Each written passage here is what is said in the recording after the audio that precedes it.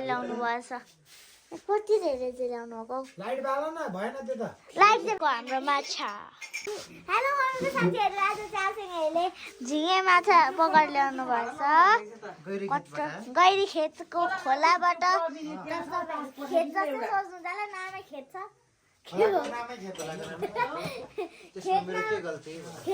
अघि हामीले गङ्गाडा खोजेको कि नालामा एउटा पाएको थियो यो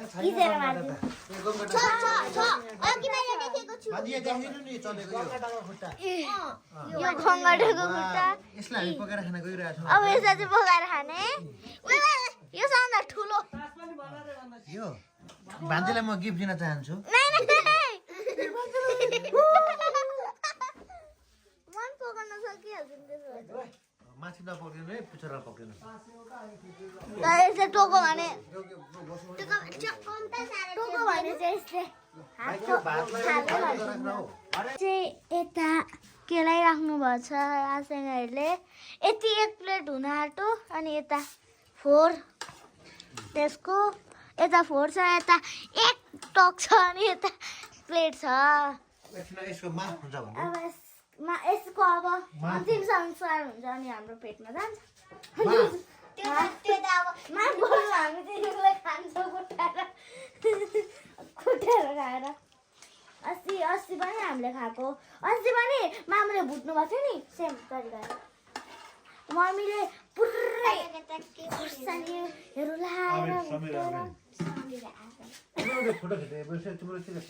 यता चाहिँ सोधेको को तपाईँको नाम के हो भनेर बल्छी धुर्बे भन्छ मलाई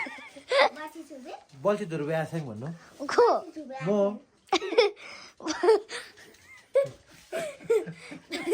नाम पनि के अरे हाम्रो पकाउँदै हुन्छ आसेङ खाउँ त म सक्दिनँ डर लाग्छ तपाईँको हातबाट देखाउँ न पकाउँदै हुनु आसेङहरूले चाहिँ आसेङहरूले पकाउँदै हुन्छ अनि मसालाहरू लाउँदै हुन्छ यता अब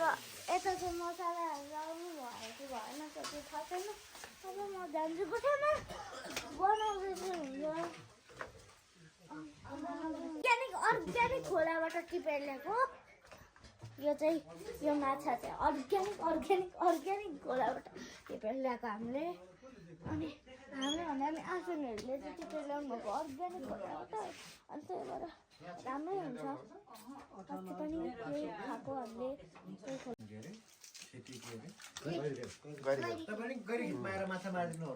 खेतमा आएर हाम्रो इलाम बदु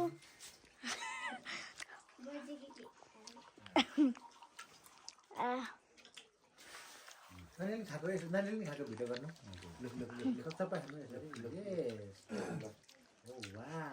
लास्ट चर्को हुँदो रहेछ नि के हालेको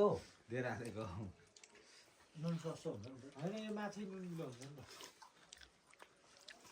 त मलाई त मिठो लाग्छ सानो नम्बर खाने हुँदाखेरि त